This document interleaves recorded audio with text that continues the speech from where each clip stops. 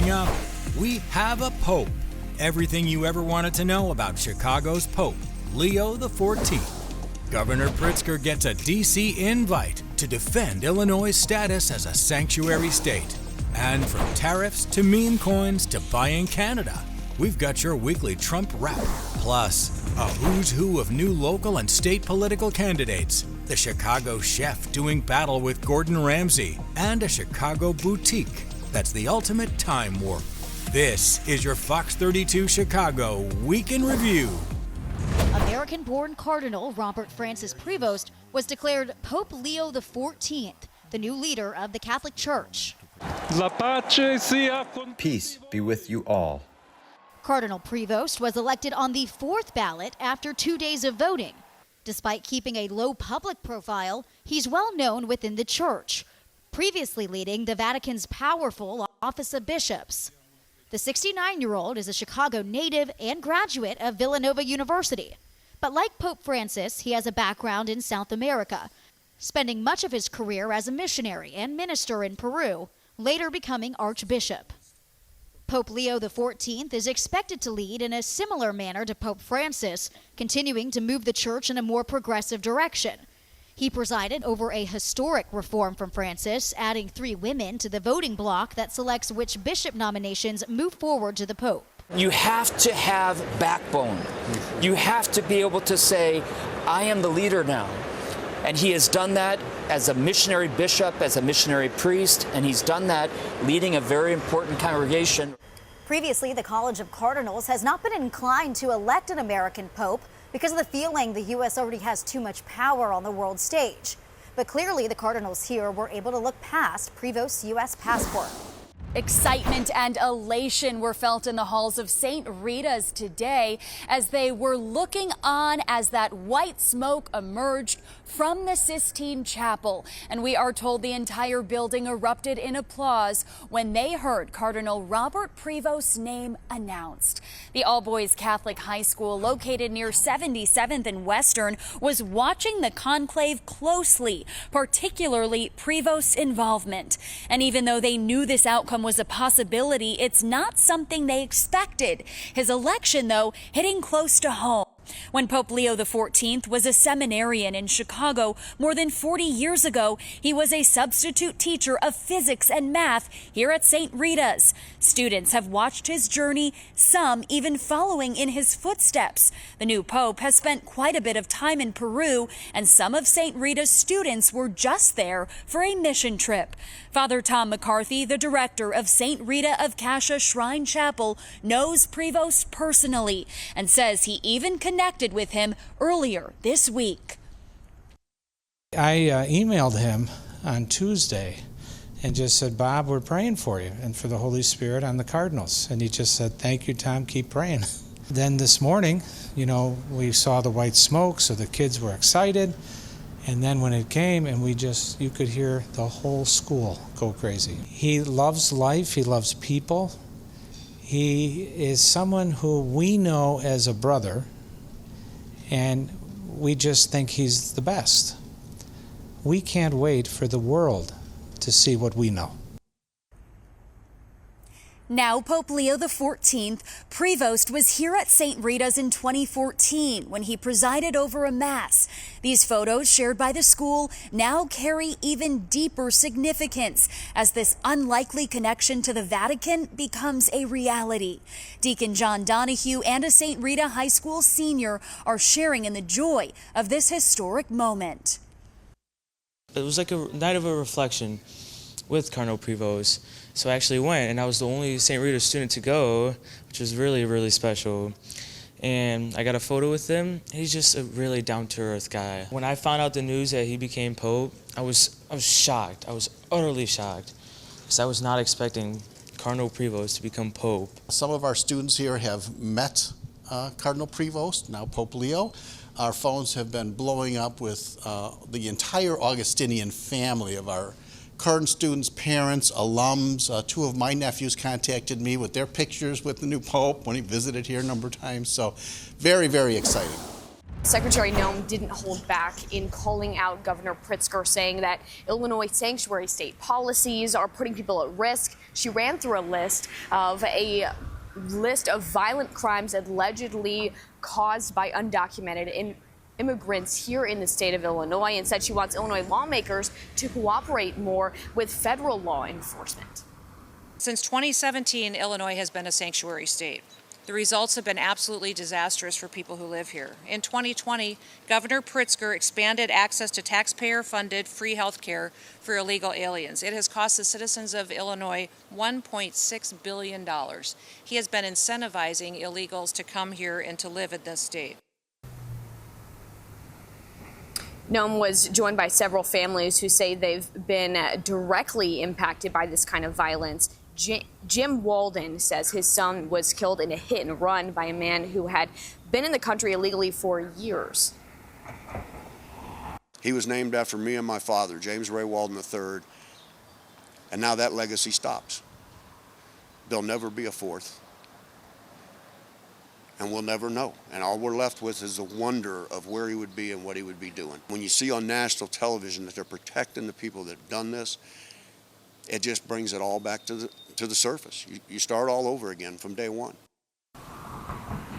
Governor Pritzker also responded to Noem's visit, saying in part, Trump-Noem publicity stunts do not make our community safer or our immigration system smarter. Illinois doesn't need to abuse power or ignore the Constitution to keep our people safe. Now, Governor Pritzker and the governors of New York and Minnesota will testify before Congress in June about their state's specific sanctuary laws. And there were about 20 protesters there as well, pushing back against Noem's visit today. We'll tell you, things are going pretty smoothly, both at airports as well as downtown right here at the Secretary of State facility. Of course, with Memorial Day approaching in just a few weeks, a lot of travelers are rushing to local DMVs to ensure they have everything they need. Of course, that is as long as they have the required documentation. They're in and out within 30 minutes. You see the long line behind me. We're told it's not as long as it's been in previous days. I did speak with a staff person here a little bit ago who said that they're seeing about 800 people arrive here today as opposed to 1,500 in previous days. That is for the updated identification, which showed up yesterday, but authorities do want to clear up some misconceptions. First, that your passport is still the supreme form of ID. A real ID is not needed to travel domestically if you have your passport. Also, a real ID is not needed to drive here in Illinois. Tell me, what do you think about the long line? It's not bad. Yesterday it was wrapped around the block, it looked like, online, so it is what it is. What brought you down today? I mean, of course, I haven't gotten my passport yet, so I have to get my real ID. Apparently, you need your apparently you need additional screening though, even if you get your temporary today. Now to O'Hare, Karen Pride with the Department of Aviation telling me the first day of Real ID enforcement is going, quote, smoothly. That's with a majority of travelers having their passport or their Real ID in hand. Folks that don't have the required Gold Star designation, a passport, or global entry should expect to be redirected to another line for additional screening. A short while ago, we spoke to frequent flyers about how they're maneuvering through the new protocols. Listen in. I was supposed to be very well prepared, but I left behind my passport booklet and passport card. Yes, I am very well traveled. I've got nearly 2 million miles. What am I going to do when I go to the security checkpoint this morning? I'm going to see what happens. I've made sure we all have real ID, so we're good now. Now, regardless, we're told travelers should expect long lines and delays at area airports, both Midway and at O'Hare. Also, a reminder that a real ID is required to enter federal buildings. Now, we do know that the DMVs typically open from 7:30 in the morning until 5 p.m. A lot of changes happening here in the Illinois congressional delegation. Schakowski made this announcement in front of a packed room of nearly every prominent Democratic public official in Illinois. The 14-term Congresswoman from Evanston has been a stalwart progressive voice, helping pass Obamacare and legislation around issues like women's rights. But she is 80 years old, and she felt it was time for new voices to come in. This is the official that I am not going to run again for Congress. And there are pluses. It's been a long time that I've been in the Congress, but I'm not going anywhere. I mean, I'm going to continue to be active, an activist. I'm always an activist, and so I am looking forward to the future too. Now, that immediate future is Congress. She does have another year and 9 months left on her term. She will serve out that term. She took over this seat from Sidney Yates in 1998, who had held that seat for nearly half a century. In that primary, she beat J.B. Pritzker, who gave the introductory speech today as governor, saying he's a, quote, Jan fan. And some of her prominent constituents, including former Watergate prosecutor Jill Wine-Banks, had bittersweet reactions today. She's done so much for the community and for the country. She's really been a great representative, and I know she'll keep on contributing as we go forward. I think Jan's showed us an extraordinary example, leading on these key issues, remarkable constituent service, treating people well, listening, and then fighting like hell in Washington for our community's values. We're just really fortunate to have her, and by the way, we continue to be fortunate to have her. You heard her say in there, she's not going to stop being a badass. Nobody was surprised.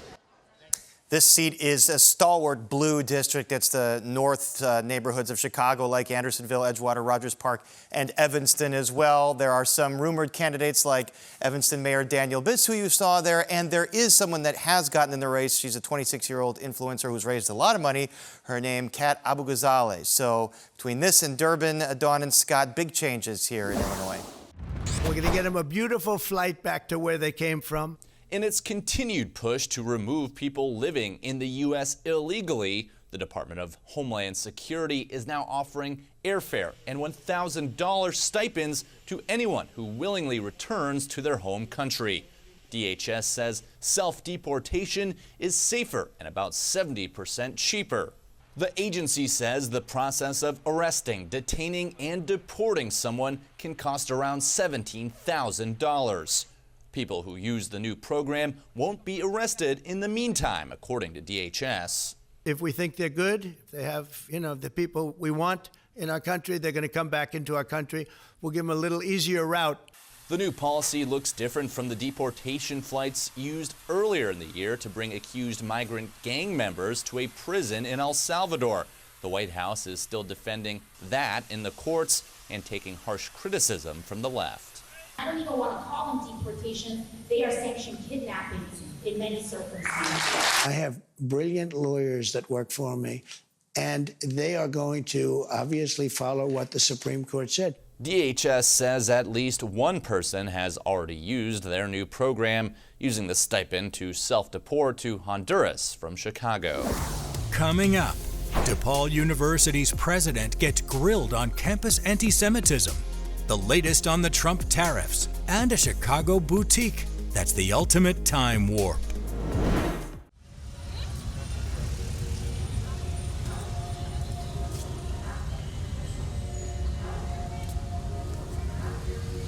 Paris Shuts takes you behind closed doors. It's time for the mayor to let folks into his closet. There's no conflict of interest there at all. Beneath the headlines. Dalton is showing everyone what it means to be civically engaged. And beyond the political spin. Is this a role that you like, going on the attack? I'm not somebody who looks for conflict, but sometimes the conflict shows up at your door. Paris on Politics on Fox 32, your weekly wrap-up of the big issues affecting you. New rule, if you're going to do a show in Chicago, go on Fox.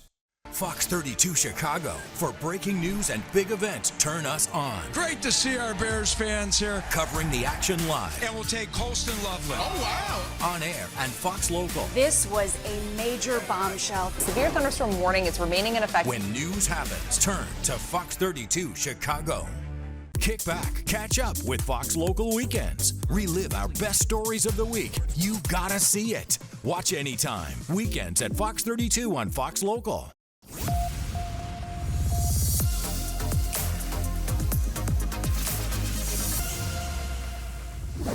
Anti-Semitism is not only a threat to Jewish students, faculty, and staff, it's a threat to the very fabric of our American society. DePaul President Robert Manuel walked in ready to apologize, knowing the room wanted answered. What happened to them was a hate crime. No one should ever be attacked because of who they are, and I am sorry for the pain that they're experiencing. Manuel referred to 2 Jewish students assaulted last November on the Lincoln Park campus. In April, months before the attack, student groups set up an encampment protesting the war in Gaza. A 2-week protest resulted in over $500,000 in property damage. In review of the encampment, there were 8 student groups that were brought in for investigation. 2 of them were immediately suspended and put on probation. There were 1,000 complaints, 16 instances of intimidation, 4 credible threats of violence, 77 reports of individual safety concerns, 4 allegations of battery, 13 harassment allegations, and at least 1 death threat. And you allowed this encampment to continue for 17 days, and 2 people were suspended. None were dismissed. Manuel told lawmakers the university has since increased security. He says the school remains focused on addressing anti-Semitism. You have my commitment that we are focused on continuing to make real progress and take action. After the latest meeting of the Federal Reserve, Fed Chair Jerome Powell announced the decision not to lower rates. For now, they'll remain at 4.25 to 4.5. Powell says the Fed is waiting to see if tariffs trigger inflation or slow down economic growth. All of these policies are still evolving, however, and their effects on the economy remain highly uncertain. The Fed chair has been under increasing pressure from President Trump, who wants him to cut rates now. The president has said he has no plans to remove Powell before his term is up, but is making his feelings clear. He just doesn't like me because I think he's a total stiff. And, it's just one of those things. He should lower them. And I wish the people that are on that board would get him to lower, because we are at a perfect time. Despite the Fed's tariff concerns, the White House insists a long list of new trade deals are on the way. Meetings with China are set to begin over the weekend. The American people should be very proud and encouraged by what President Trump is doing, because he's finally standing up for literally decades of the exodus of our factories and jobs because of unfair trade. And so this is a wonderful opportunity for us to set things right. Meanwhile, Democrats are pinning the blame for high prices on the president. He said on day one he would bring down costs. Costs haven't come down, and in fact costs have gone up, and people are seeing that right in front of them. The Fed hasn't cut rates since December. Its next meeting is on June 18th.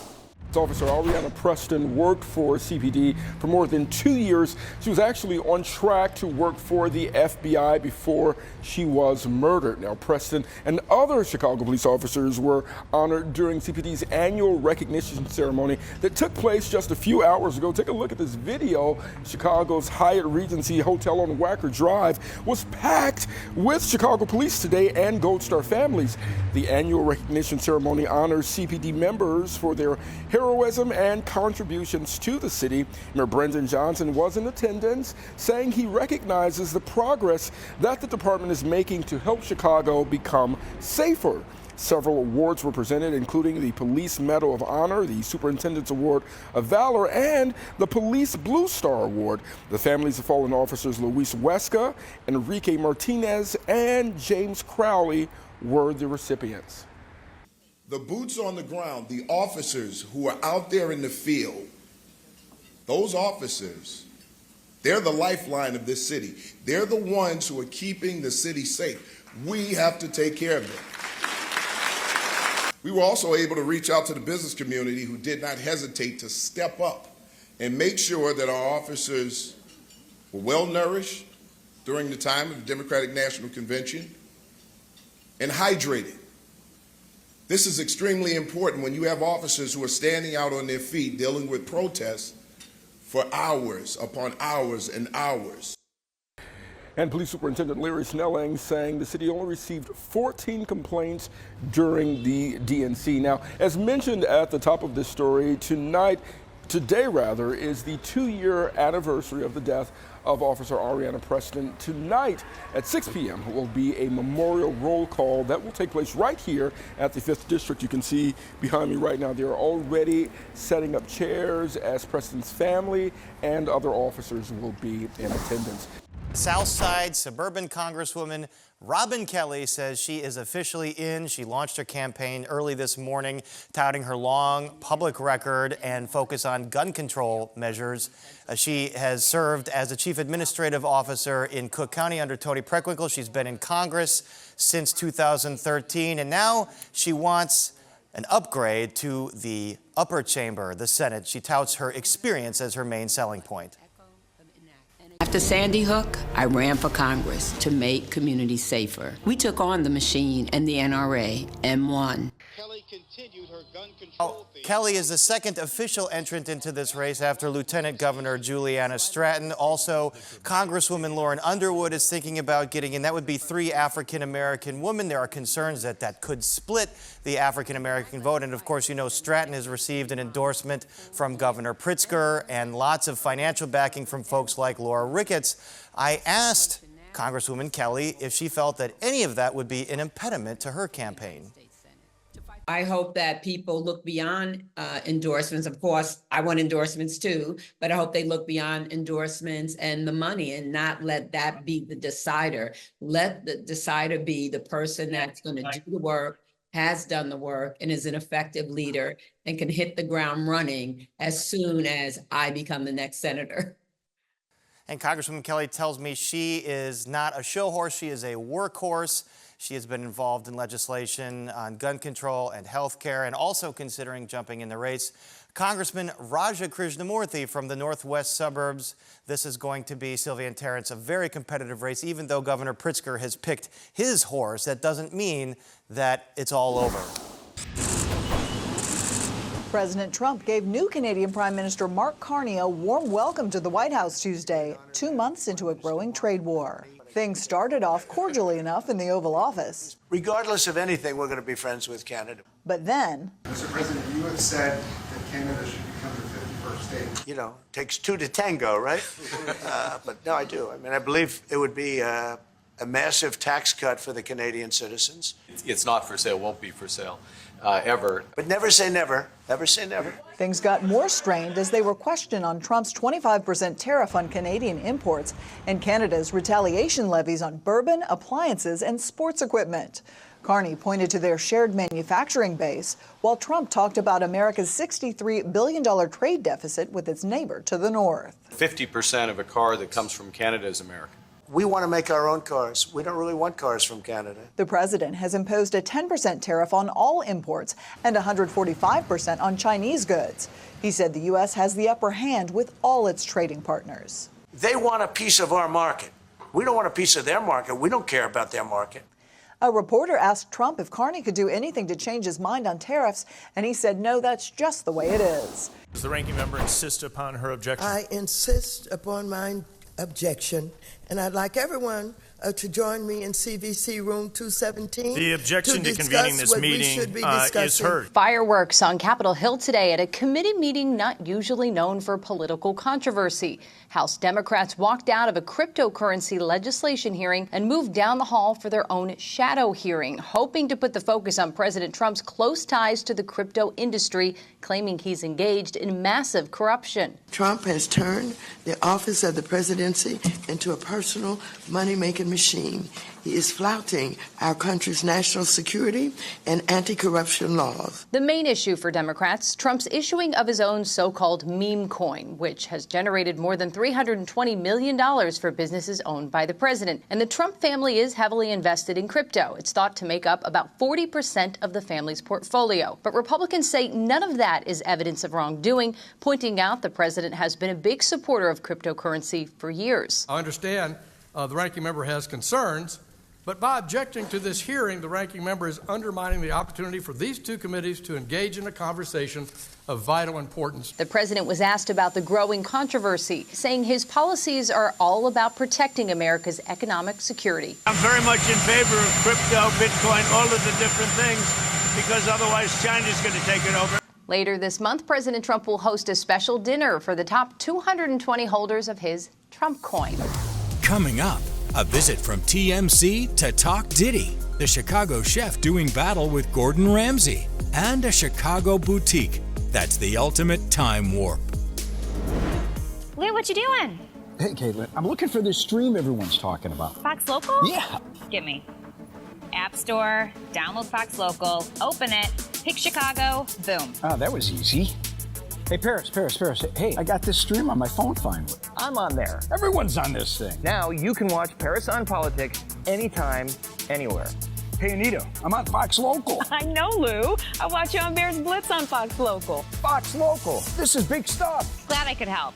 This weekend, kick back and catch up with Fox 32 on Fox Local. Recap the week's must-know news. A Chicago police officer trying his best to capture this coyote. Relive Fox 32's best. Today, I'm taking you on the Chicago water taxi. Plus the latest political and sports buzz. Why pick this fight with the governor who you need? Let's talk about championship weekend. Watch live or anytime on demand. Weekends at Fox 32 on Fox Local. Download now on these streaming services.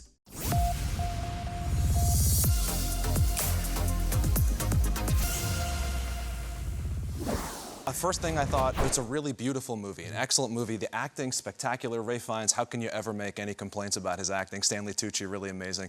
And the design, the cinematography, really spectacular. You know, just from a is this how it works standpoint, is it fairly accurate in terms of the voting process? Did they kind of nail that part? In fact, that's one of the things they got most correct. Really? Yeah. So the people who were planning out all the theater in the movie really did a great job, even down to how people are seated, the arrangements of the cards, writing your name on them, folding them in half, and maybe most profound for me, it was really beautiful, actually, kind of a moment of prayer in the film where every cardinal, after they write the name, it all happens in silence, just as it does in the film. They place their card on a paten where you consecrate the Eucharist, and they walk up and they take that and turn it into a little urn that is there underneath the image of the Last Judgment from Michelangelo. And so that kind of sense of, and they speak these words in Latin, I, in good conscience, certify that this person ought to be the Pope. And so this act of voting happens very, very similarly in the film. Goes without saying, Combs is a big deal. Music, fashion, liquor, you name it. Goes without saying, how could his high profile, though, make it tough to find an impartial juror? Yeah, I think, Terrence, that's the point, right? Is that you've got this guy who is so incredibly famous in a case that has been covered nearly every day since this investigation started about a year ago when we saw those bi-coastal raids, the feds at Diddy's homes. And, it's been near nonstop since then. So the reality is, how do you then find a jury of Diddy's peers here that doesn't already have an opinion on his innocence or guilt? And that's the big question here. And that's why there are so many questions being asked of these potential jurors in the courtroom today. And this is not something that's going to be figured out today. In fact, they've wrapped for the day. This is not something, obviously, that's going to be completed today. You're likely going to be looking at the jury selection for the better part of this week before we ever even talk about making opening statements next week. And then you're looking at probably 8 to 9 weeks of a trial. But again, first they've got to find a jury. And if you do know about the case, then it's about finding somebody who is amenable to having their mind changed, is not set in he's innocent or he's guilty, can have their mind changed. You know, you were talking about what a big star he is, and he also had a lot of friends with some who are very well known, ties to Hollywood, big time celebrities. Just in jury selection today, jurors were given a list of people related to him, a lot of those names familiar.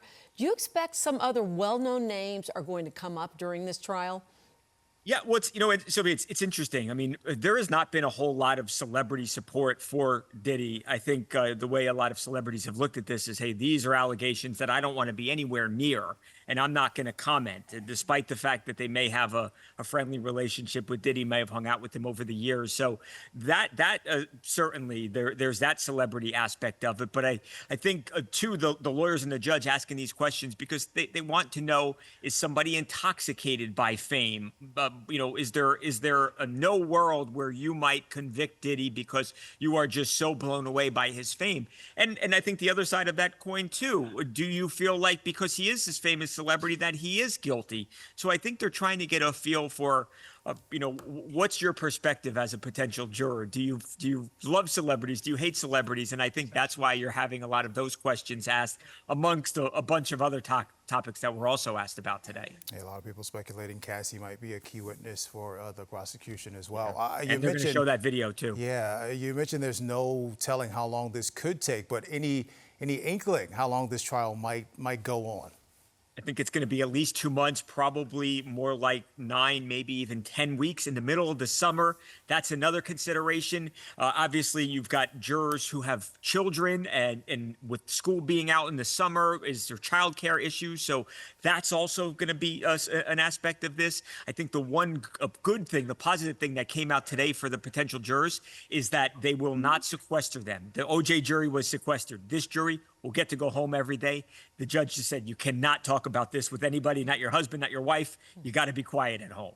Okay, so Combs is, of course, maintaining his innocence and has even reportedly refused a plea deal.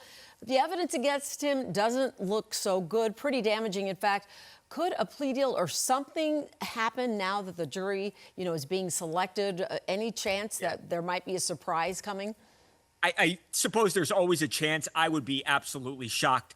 Diddy was in the courtroom on Friday. Last time they all got together before they were going to start jury selection today. And the judge said, Sean, did the prosecution offer you a plea agreement? He said, yes. The judge even said, you understand this could mean ultimately you serve far more prison time than they offered you. And Diddy said, yes, you're absolutely right, Sylvia. He has said, I am innocent of these charges, and he plans to prove it. We will see. You're absolutely right, though. He is literally facing the rest of his life behind bars, potentially, if he is convicted. Passengers should strap in for more delays at one of the nation's busiest airports. Newark Liberty International Airport facing more delays on Tuesday. That's pretty frightful. This comes after system outages last week caused air traffic controllers' screens to go dark for up to 90 seconds, leaving them with no ability to contact pilots. We lost our radar and it's not working correctly. Radar service terminates, squawk VFR, green change approved. If you want a Bravo clearance, you can just call the towers when you get closer. Okay, I'll wait for that frequency from you, okay? Okay, no, just squawk VFR, look up the tower frequencies, and we don't have a radar, so I don't know where you are. Were planes going to crash? No, they have communication devices. They can see other air traffic like GPS in the airplanes. The Federal Aviation Administration says the delays are because of equipment outages, low staffing levels at an air traffic control center, and runway construction that's scheduled through next month. The delays and confusion could last for weeks. We were supposed to take off at 4:30, and our flight's delayed till 10:46 p.m. Secretary Sean Duffy says the nation's aviation infrastructure has not been updated in decades, but Democratic leaders are blaming the Trump administration for the chaos and calling for investigations. I am demanding a full Inspector General Office investigation into what happened at Newark. The staffing shortages are now getting worse as some air traffic controllers are so upset about losing contact with pilots they're now on trauma leave. Voting-wise, oh my tomahawk! How did that get down here? What kind of would send a tomahawk down to the basement and let Brandon get his hands on it? I didn't come here to around today. I love that. Our next guest does not mess around when it comes to steaks, especially the tomahawk. Now, we can't bleep you right now. We're live, okay? Chicago's own chef Brandon Rogers stars on this season of Fox Next Level Chef. We appreciate you being back with us. Your family on the show now. Thank Yeah. you for having me. And he's here to show us how to take our steaks to the next level, quite literally for us. Good morning. Thanks for being back. We appreciate it. For having me. It's such a pleasure. You guys are amazing. Appreciate you this morning. All right, so semifinals. Yes. Y'all are tasked with putting a twist on a classic, recreating Gordon Ramsay's signature beef Wellington without beef. Yep. With only 35 minutes. We only have 5 minutes here. But what'd you bring and what can we do with this? Well, my partners over at Wild Fork blessed us with some Wagyu tomahawks so that I'd be able to feed you guys all. They also gave me a Wagyu picanha that we smoked and have a pickled cherry chimichurri here to put on top of that. That smells so amazing in here right now. We wish you could smell it. Smell-o-vision, we need that next. And then we actually, my partners over at Capinari Ice Cream gave us some of their 10-year aged Madagascar vanilla bean ice cream. I've never heard of well. aged ice cream. How does that process work? You know, they said that that's arguably one of their best ice creams. So it's barrel-aged Madagascar vanilla bean, and it's absolutely incredible. But when I tell you these Wagyu tomahawks, we did a little bit of a maitre d' butter here as well. You know it's good when you have to put a dance with it. Yeah. You know, I am known for making tomahawks. So when I saw that on the platform, it was a no-brainer for me. Plus, you know, it was just me and Bobby down there as well, so I didn't have to really fight for the product that I wanted, but I definitely felt that we needed to come here and just showcase some of these amazing meat products that Wild Fork has. How did you perfect your own steak? Because I feel like for all the amateur chefs at home, talking about myself all here, of us. we all kind of have our own way of doing things, but what makes your tomahawk steak perfect for you? You know, it was years and years of trial and error. You know, my family and friends were test dummies, if you will, so. Speaking of test, we will call him the dummy, but he was actually quite smart there, Yeah, absolutely. Take it before we get to it. Very smart, very smart. You know, it was just years and years of practice and just kind of manipulating the flavors to my taste. You know, a lot of times I cook for what I like and been blessed that everybody else happens to like that as well. So, I prefer mine around like a medium rare, more rare, but I know other people kind of like a medium well or a medium. So we have medium here, we have medium rare here, and then also the picanha with the pickled cherry chimichurri is, I can't wait for you guys to try it. We'll take it all. We'll take it all. Okay, tell us on the show, what's been your toughest challenge and has it made you reevaluate your goals from here? My toughest challenge, I would say, is just trying to impart a lot of flavor into a dish, obviously in a limited amount of time, but with also limited ingredients, you know? And I think that it just pushes you to think outside of the box. And I carry that over into, you know, my everyday cooking as well. You know, being a private chef, I cook for professional athletes. And, you know, they may not always have the healthiest diet, but just becoming creative and thinking outside of the box so that you can make what they love in a healthy way, and everybody's happy, everybody wins. So they're not like, we didn't win the game because of you. You gotta take it forward. Thank you. Bless you, brother. So we also have a little bit of smoked salt here. Okay. All right. Can't wait for you guys to dig Going in. All right. If you've ever wanted to step inside a comic book and learn how to make Vietnamese spring rolls, while you're there, you're in luck. So in honor of AAPI Heritage Month, 2D Restaurant, Chicago's first black and white comic book style eatery, which by the way, look at their jackets. This is so cool. They're hosting a hands-on workshop called Roll With It. So here to tell us all about it are the founders of 2D Restaurant, and this is the most beautiful display, and I'm so excited to get my hands on this food. Tell me a little bit about your restaurant first. Yeah, so the 2D restaurant was a baby between me and Vanessa. We hand-drawn the entire restaurant ourselves to create the honeymoon that never happened.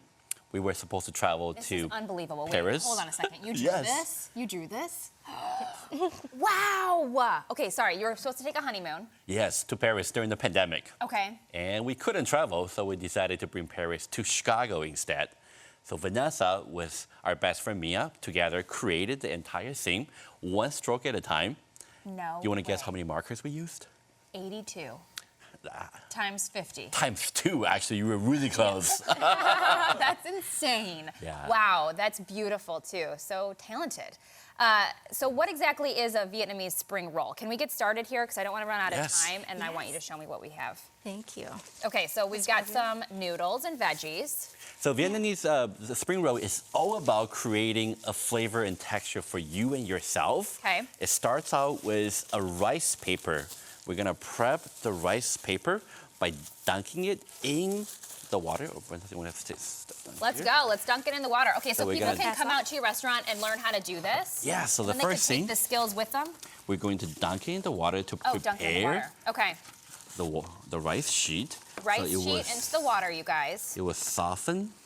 And it kind of becomes translucent. Okay. Yes. I'm gonna gently shake it to make sure we don't have too much water. Okay. And rest it on the plate. Beautiful. While waiting for it to soften, we are going to grab all our ingredients. So the three main group of ingredients. Spring roll gỏi cuốn is a fully customizable experience for your guests and your family. Okay. You can choose 3 main group of ingredients from your veggie for the crunch texture.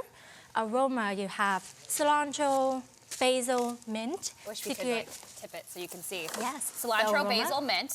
Okay. For aroma. And then finally, you have the flavor, which is the protein for texture. Yep. You have pork, shrimp, and eggs. Pork, shrimp, or eggs. So you got your veggies, your aroma, and your protein. Okay, so we wait for it to soften. Do you put the veggies in first? Correct. So we're gonna put the veggie. Let's grab our lettuce. And then next, we're gonna grab some of that. The noodles? Boon. Yes, we call this boon. It's a rice noodle. So it's gluten-free. Thank you. You grab your gluten-free. The fun thing with experience, you can customize it however way you wish. Okay. As long as there's an element of vegetable, herb, and protein, you can make a very specific gai guan or spring roll that fits your palates. Beautiful. Well, where can people go for more information? I know we're running out of time. So they can sign up and see if there's availability to come in. Can they come in with a group? Yeah, so on our website, we will have all the sign-up information. Okay. And we will start the workshop next week in our store. Awesome. Okay, what's your website? It will be 2d-restaurant.com, or they can find us on Instagram at 2d.restaurant as our handle. Look at that, nice work. Wow. All right, Brian, bon appetit. Coming up, the Chicago boutique that's the ultimate time warp. And we end the week with a touch of jazz. Paris Shuts takes you behind closed doors. It's time for the mayor to let folks into his closet. There's no conflict of interest there at all. Beneath the headlines. Dalton is showing everyone what it means to be civically engaged. And beyond the political spin. Is this a role that you like, going on the attack? I'm not somebody who looks for conflict, but sometimes the conflict shows up at your door. Paris on Politics on Fox 32. Your weekly wrap-up of the big issues affecting you. New rule, if you're going to do a show in Chicago, go on Fox. Fox 32 Chicago. For breaking news and big events, turn us on. Great to see our Bears fans here. Covering the action live. And we'll take Colston Loveland. Oh, wow. On air and Fox Local. This was a major bombshell. Severe thunderstorm warning is remaining in effect. When news happens, turn to Fox 32 Chicago.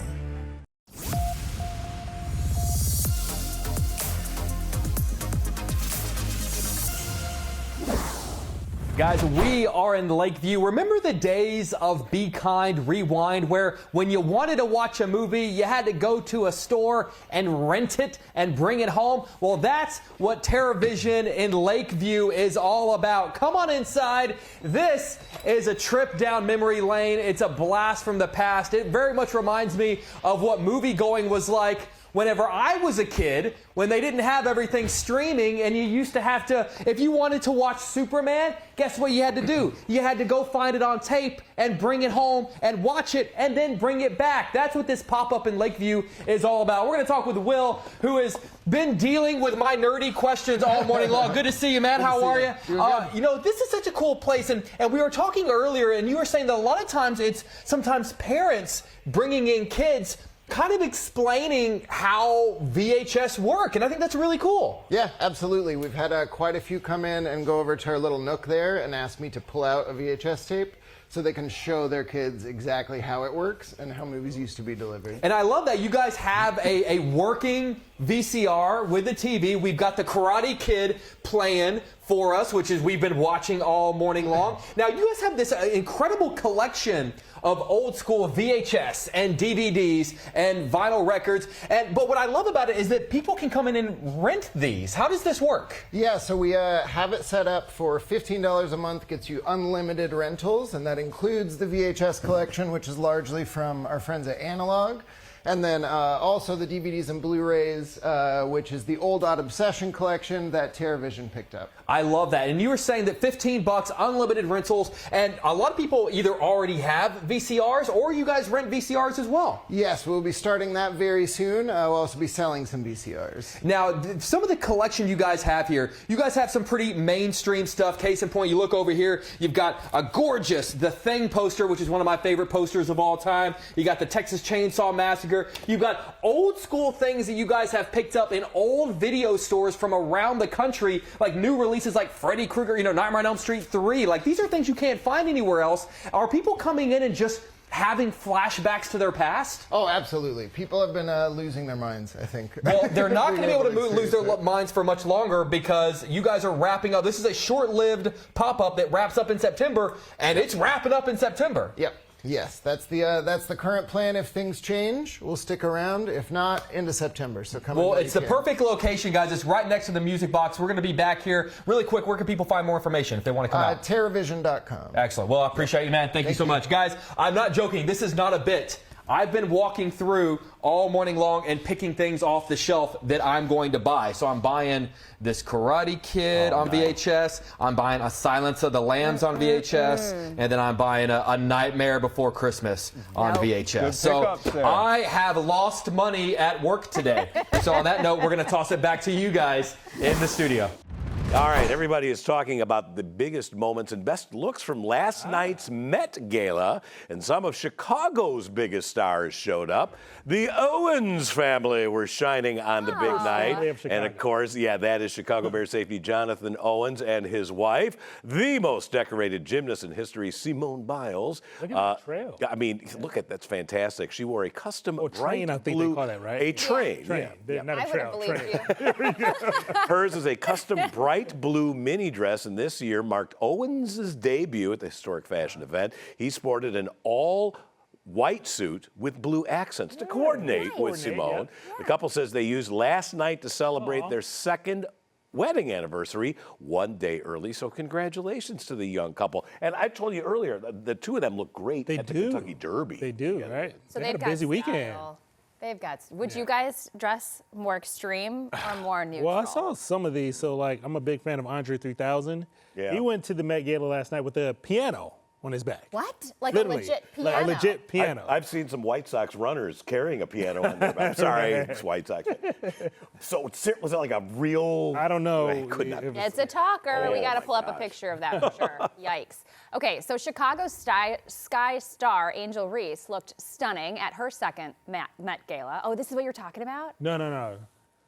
Oh, you just wanted to show her outfit. Andre 3000. Got it. Okay, this time around, she was actually given the honor to be a host committee member. So she arrived in a black suit ensemble and looked That's fantastic. smart.